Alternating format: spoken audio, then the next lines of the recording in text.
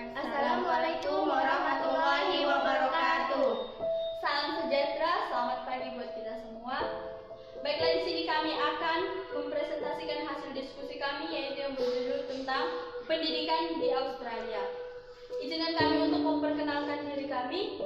Saya Bidubo Cynthia Xiaomi sebagai moderator. Dan saya Mutmainatul Izzati Haryani sebagai pemateri pertama. Dan saya Safiana sebagai pemateri kedua. Dan saya Diah Apriliani sebagai pemateri ketiga.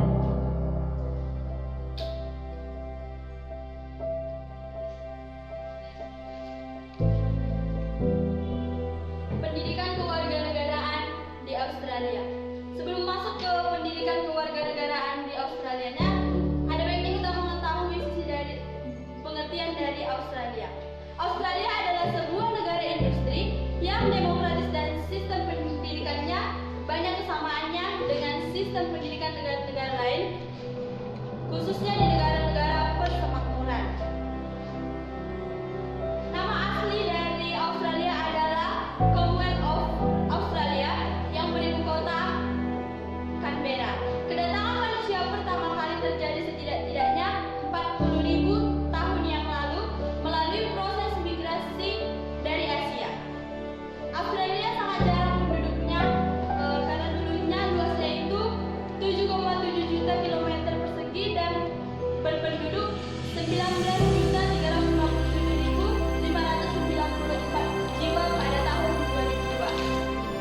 Di waktu kedatangan pertama manusia Eropa di Australia, diperkirakan penduduk asli yang ini berjumlah 250.000 orang bertambah. Pertambahan penduduk yang pesat dalam tahun 1950 sampai dengan 1960 ini serentak dengan peningkatan partisipasi rata-rata pendidikan pada level sudah wajib belajar, sehingga sekolah naik pula dengan tajam.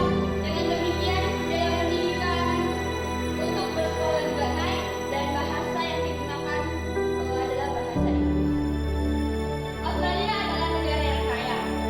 Untuk tahun anggaran 1982 sampai dengan 1983. Cukup lama Australia mengalami pertumbuhan ekonomi yang stabil, pengangguran yang rendah, dan inflasi yang kecil semenjak akhir 1940-an sampai pertengahan 1970-an. Perkembangan ekonomi ini diikuti dengan perluasan basis perindustrian dan pekerjaan. Perluasan yang paling sering terjadi pada bidang ini adalah pada bidang jasa. Semenjak akhir 1940-an dimulailah pertumbuhan pendapatan. Maka masyarakat sebagai akibat perubahan struktur pekerjaan merupakan faktor yang paling penting yang mendorong meningkatnya kebutuhan atas pendidikan. Kekayaan negara yang makin besar meningkatkan kemampuan pemerintah mendukung pendidikan yang perluasan perekonomian negara menurut tenaga kerja yang terdidik. Selanjutnya akan dilanjutkan oleh pemateri pertama. Selanjutnya saya akan menjelaskan tentang tujuan pendidikan. Tujuan umum berbagai sektor pendidikan Australia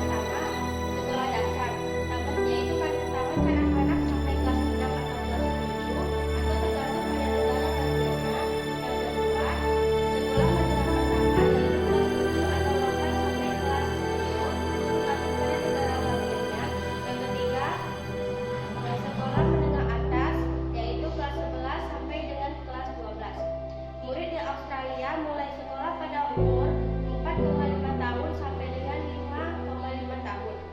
Orang tua murid wajib menyekolahkan anaknya sampai dengan usia 15 atau 16 tahun. Jika anaknya tidak rajin masuk sekolah, maka orang tuanya akan dikenakan denda atau sanksi. Pada tingkat SMP, semakin tinggi tingkat sekolah, murid semakin bebas memilih mata pelajaran yang akan diambil. Pada tingkat SMA, murid boleh memilih hampir semua mata pelajaran sesuai dengan keinginannya.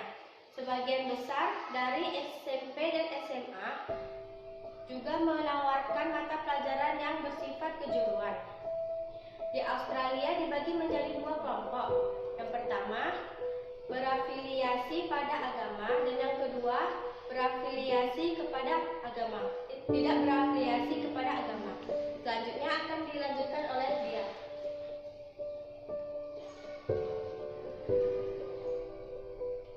Di sini saya akan menjelaskan mengenai manajemen pendidikan. Manajemen pendidikan di Australia terdapat 5. Yang pertama adalah sistem pengelolaan, yang kedua ada kurikulum, yang kedua ada evaluasi, yang keempat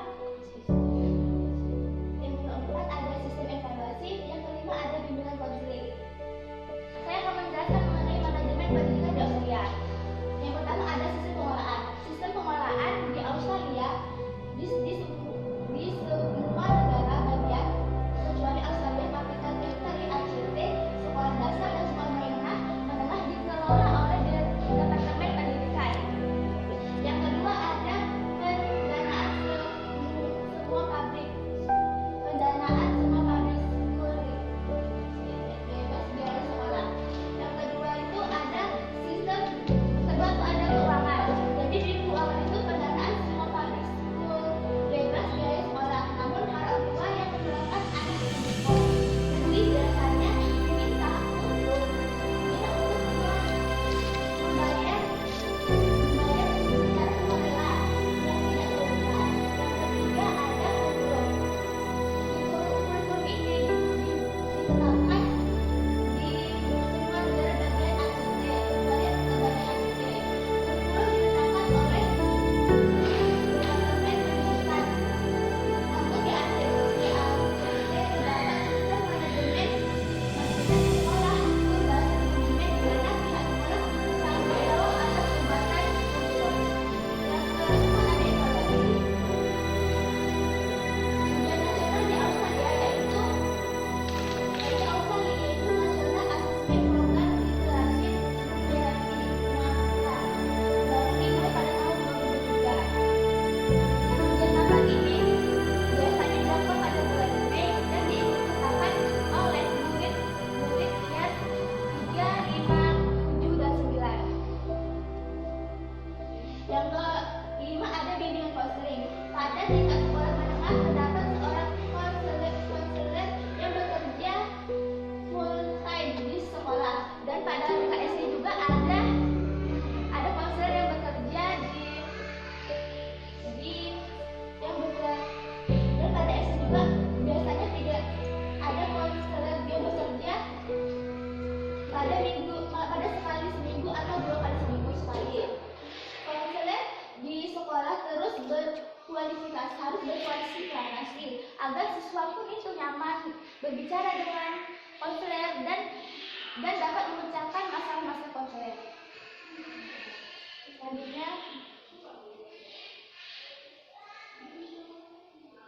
Selanjutnya, kesimpulan. Setelah kami memaparkan tentang pendidikan di Australia, maka dapat diambil kesimpulannya. Yang pertama, tujuan umum berbagai sektor pendidikan di Australia digariskan dalam Undang-Undang Dasar yang membentuk Departemen Pendidikan Negara bagian universitas dan lembaga-lembaga lainnya. Yang kedua, struktur dan jenis pendidikan di Australia dimulai dengan primary school, high school, dan senior high school. Selanjutnya, yang ketiga, manajemen pendidikan di Australia. Mengenai manajemen pendidikan di Australia ini, Sistem pengelolaannya itu di semua negara bagian kecuali Australian Capital Territory atau ACT. Sekolah dasar dan menengah dikelola oleh departemen di negara masing-masing.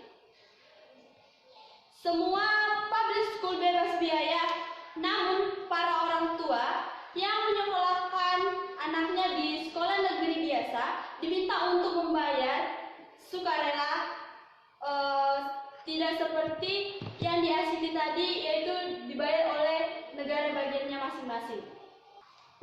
Baiklah, sekian hasil dari presentasi kami mengenai pendidikan di Australia. Lebih dan kurang kami mohon maaf. Kami akhiri.